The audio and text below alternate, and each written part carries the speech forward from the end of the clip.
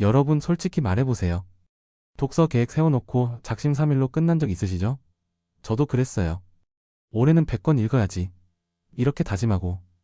결국 10권도 못 읽고 자책하게 되더라고요. 그런데 말이죠. 오늘 제가 여러분께 드릴 말씀은 이거예요. 당신이 책을 많이 못 읽는 건 당신 잘못이 아니라는 거예요. 오히려 그게 정상이라는 거죠. 지금부터 왜 우리가 하루에 10권씩 책을 읽을 수 없는지, 그리고 그게 왜 전혀 문제가 아닌지 이야기해볼게요. 챕터 1. 속도와 양에 집착하는 우리들. 요즘 어떤가요? 주변 사람들 보면 다들 엄청 바쁘게 살잖아요. 밥도 빨리 먹고 길도 빨리 걷고 심지어 영상도 배속으로 보고. 이런 문화가 독서까지 침범했어요. 한 달에 20권 읽기 챌린지, 속독법으로 하루 5권 완독하기 이런 거 다들 한 번쯤 보셨죠? 마치 책을 처리해야 할 업무 목록처럼 쌓아놓고 완독한 권수로 지적 능력을 평가받는 것 같은 느낌. 근데 여러분, 여기서 질문 하나 던져볼게요. 우리는 왜 그렇게 많은 책을 빨리 읽으려고 하는 걸까요? 진짜 그 책들의 내용이 우리 삶에 남았나요? 사실 우리는 지적 생산성이라는 이름 아래 정작 중요한 걸 놓치고 있어요. 정보를 소비하는 행위를 통해 뭔가 대단한 지적 활동을 하고 있다고 착각하지만 정작 삶의 변화는 없는 거죠. 챕터 2. 정보 습득 vs 진짜 깨달음.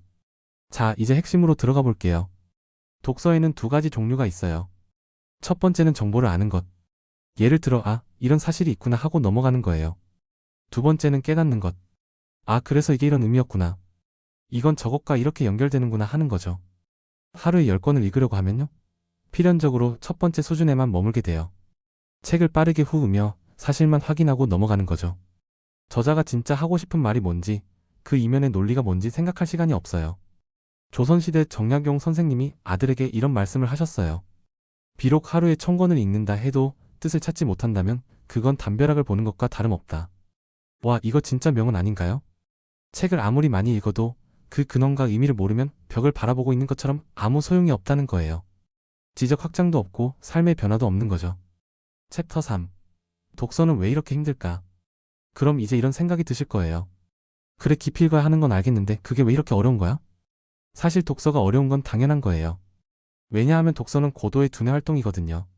눈으로 글자만 읽는 게 아니에요. 뇌의 여러 영역이 동시에 작동하면서 새로운 신경 연결을 만들어내는 거예요.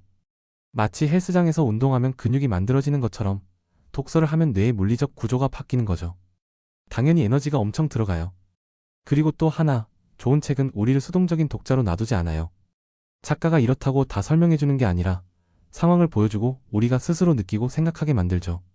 독자는 작가가 만든 세계에 그냥 구경만 하는 관객이 아니에요. 자기 경험과 상상력을 동원해서 그 세계를 함께 만들어가는 공동 창조자인 거예요. 이게 시간이 안 걸릴 수가 없죠. 한 가지 더 재밌는 얘기 해드릴게요. 진짜 위대한 책의 특징이 뭔지 아세요? 한 페이지 읽고 무릎 위에 내려놓게 되는 책이래요. 책이 너무 많은 생각을 불러일으켜서 읽다가 멈추고 생각하게 만드는 거죠. 그래서 좋은 책은 빨리 읽을 수가 없어요. 계속 멈추고 생각하게 되니까요. 챕터 4. 그럼 어떻게 읽어야 할까? 자, 여기까지 들으셨으면 이제 그래 알겠어. 그럼 나는 대체 어떻게 읽어야 하는 거야? 이런 생각 드시죠? 실전에서 쓸 수 있는 4가지 단계를 알려드릴게요. 첫 번째, 책과 인사하기. 본격적으로 읽기 전에 표지, 목차, 서문을 쭉 훑어보세요. 이 책이 대충 어떤 얘기를 할지 감을 잡는 거예요. 그리고 스스로에게 물어보세요. 나는 이 책에서 뭘 얻고 싶지? 이게 나침반이 돼줘요. 두 번째, 저자의 머릿속 들여다보기. 이제 본격적으로 읽을 때 그냥 문장 따라가지 마세요. 저자가 진짜 하고 싶은 말이 뭔지 찾아야 해요. 핵심 주장을 발견하면 표시해두고 거기에 대해 내 생각을 메모하는 거죠. 나는 이 부분에 동의해. 이건 좀 아닌 것 같은데 이런 식으로요. 계속 질문하세요. 저자는 왜 이렇게 생각하는 거지? 이게 비판적 사고를 키워줘요. 세 번째, 나만의 관점 만들기. 여기가 제일 중요해요. 책에서 얻은 정보에 대해 소원? 그래서 뭔데? 라고 물어보는 거예요. 예를 들어볼게요. 책에서 오사카에서는 전단지와 사탕을 함께 주면 효과가 3배라는 걸 읽었어요. 여기서 멈추면 안 돼요. 소원을 던져야죠. 그럼 고객에게 즉각적인 작은 이익을 주는 게 행동을 유도하는데 효과적이구나라는 보편적인 원리를 발견하게 되는 거예요. 이게 진짜 지혜로 가는 길이에요. 네 번째, 실행으로 완성하기. 책 한 권 읽고 나서 이렇게 해보세요. ON이 뷰오케, ON이 MSSAG, ON이 ACTION. 이 책에서 얻은 단 하나의 핵심 메시지, 그리고 그걸 적용할 단 하나의 구체적인 행동 계획. 딱 이것만 정리하는 거예요. 이게 진짜 책을 내 것으로 만드는 마지막 단계예요. 챕터 5. 진짜 독서의 가치. 여러분, 정약용 선생님 말씀 기억나시죠? 하루에 1000권을 읽어도 뜻을 찾지 못하면 담벼락을 보는 것과 같다. 우리는 담벼락에서 벗어나야 해요. 한 권의 책을 통해 세상 전체를 보는 창을 열어야 하는 거죠. 깊이 있는 독서가 우리에게 주는 3가지 선물을 말씀드릴게요. 첫째, 지적 해방이에요.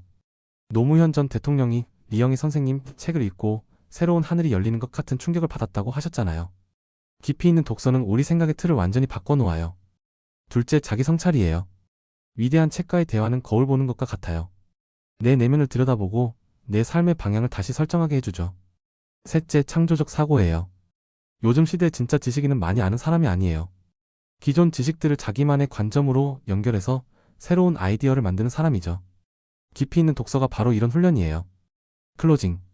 자, 정리해볼게요. 당신이 하루에 10권의 책을 읽지 못하는 건 실패가 아니에요.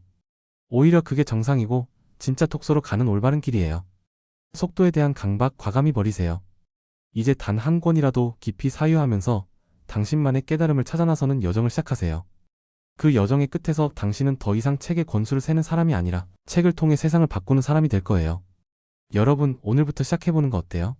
지금 읽고 있는 그 한 권의 책 천천히 깊이 읽어보세요. 그게 진짜 독서의 시작이니까요. 영상 재밌게 보셨다면 좋아요와 구독 부탁드려요. 여러분의 독서 이야기도 댓글로 들려주세요. 그럼 다음 영상에서 만나요.